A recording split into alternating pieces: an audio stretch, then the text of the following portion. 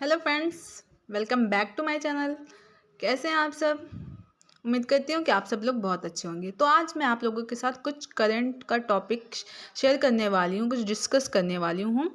जी हाँ, तो आज मैं बात करूँगी ट्विंस टावर के बारे में कि ऐसा क्या था जो 28 अगस्त दोपहर 2:30 बजे को कोर्ट के ऑर्डर के अनुसार इसे मिट्टी में मिला दिया गया। चंद सेकंडों में इतनी बड़ी इमारत को मिट्टी में मिला दिया गया। चलिए जानते हैं कि ऐसा क्या हुआ था और क्यों।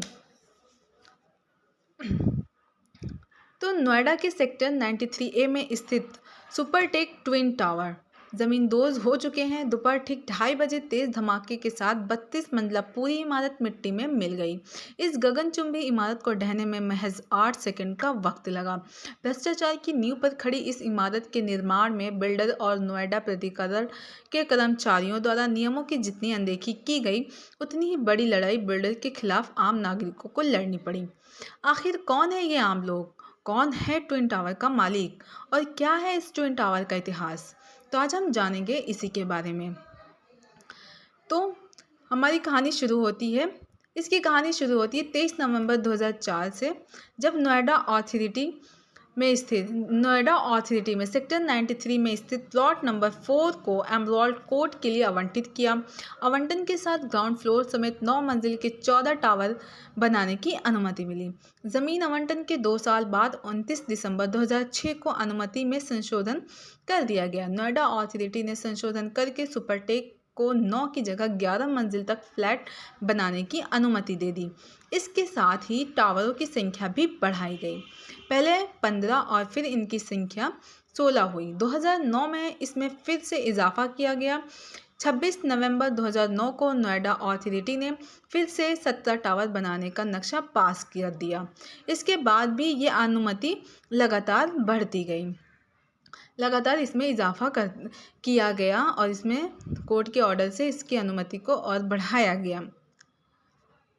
फिर एमराल्ड कोर्ट परियोजना में बने ट्विन टावरों को बनाने वाली कंपनी सुपरटेक लिमिटेड है। यह एक गैर सरकारी कंपनी है। इस कंपनी को 7 दिसंबर 1995 में निगमित किया गया था। सुपरटेक के फाउंडर R.K. अरोड़ा और उन्होंने अपनी कंपनियां खड़ी की हैं। उन्होंने अपनी 34 कंपनियां खड़ी की हैं। 1999 में R.K. अरोड़ा की पत्नी संगीता अरोड़ा ने दूसरी company Supertech builders and promotes private limited के नाम से शुरू की। सुपरटेक ने अब तक नोएडा, ग्रेटर नोएडा, मेरठ, दिल्ली, NCR समेत देश भर के लगभग 12 शहरों में रियल एस्टेट प्रोजेक्ट लॉन्च किया है। नेशनल कंपनी लॉ ट्रिब्यूनल ने इसी साल कंपनी को दिवालिया घोषित कर दिया गया। कंपनी पर अभी करीब 400 करोड़ का कर्जा बकाया है। 2 मार्च 2012 को टावर नवंबर 16 और 17 के लिए फिर से संशोधन किया गया। इन दोनों टावरों को 40 मंजिल तक करने की अनुमति दे दी गई। इनकी ऊंचाई 121 मीटर तय कर दी गई। वहीं दोनों टावरों के बीच की दूरी 9 मीटर रखी गई, जबकि यह 16 मीटर से कम नहीं होनी चाहिए थी, लेकिन इसकी दूरी 9 मीटर रखी गई। और कहाँ हुई नियमों की अनदेखी? ऐसा क्या हुआ कि इतनी बड़ी इमारत को चंद सेकंड में मिट्टी में मिला दिया गया? तो सुपरटेक को 13.5 एकड़ ज़मीन आवंटित की गई थी। परियोजना का 90% यानी करीब 12 एकड़ हिस्से पर 2009 में ही निर्माण पूरा कर लिया गया था। 10% हिस्से को ग्रीन जोन दिखाया गया। 2011 आते आते 2 नए टावरों के बनने की खबरें आने लगीं। 12 एकड़ में जितना निर्माण किया गया, उतना FAR का खेल खेलकर 2 गगनचुंबी इमारतों के जरिए 1.6 एकड़ में ही करने का काम तेजी से जारी था। अंदाज़ा लगाया जा सकता है कि 12 एकड़ में 900 परिवार रह रहे। और दरअसल एमराल्ड कोर्ट सोसाइटी के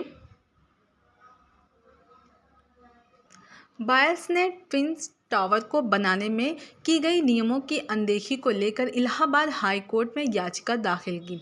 ट्विन टावर के बगल में सोसाइटी में रहने वाले लोगों का कहना था कि इसे अवैध तरीके से बनाया गया है। कोर्ट में मुकदमा लड़ने वालों का कहना था कि यह लंबी लड़ाई थी जिसे लड़ना इतना आसान नहीं था। जब इलाहाबाद हाई कोर्ट ने ट्विन टावर को अवैध घोषित कर इसे गिराने का आदेश दिया तो रियल एस्टेट के सेक्टर में बायर और बिल्डर के बीच हुई कानूनी लड़ाई में इसे बड़ी जीत के तौर पर देखा गया। बस इस टावर को ध्वस्त होने की एक ही कहानी थी कि ये गैर कानूनी तरीके से बनाई गई थी। तो सुप्रीम कोर्ट के निर्देश पर सेक्टर 93A स्थित सुपरटेक एमराल्ड कोर्ट के ट्विन टावर को गिराने के लिए इसमें 3700 किलो विस्फोटक लगाया गया था। इमारत से करीब 70 मीटर दूर रिमोट रखा गया था। दोपहर ठीक 2:30 बजे रिमोट की बटन दबाई गई और तेज धमाके के साथ पूरी इमारत मिट्टी में मिल गई। इसके बाद कई मीटर दूर तक धूल का गुब्बार छा गया। पूरे में धूल ही धूल हो गया। बहुत ही दूर तक इसकी धूल का गुब्बार छाया रहा। अब जानते हैं कि टावर गिरने में कितना खर्चा आया। 200 करोड़ से ज़्यादा की लागत में बने ट्विन टावर्स को गिराने में करीब 20 करोड़ का खर्च आने की बात कही जा रही है। यह रकम भी बिल्डर्स से ही वसूली जाएगी। मौजूदा समय में इमारत की कीमत करीब 800 करोड़ रुपए आंकी गई है।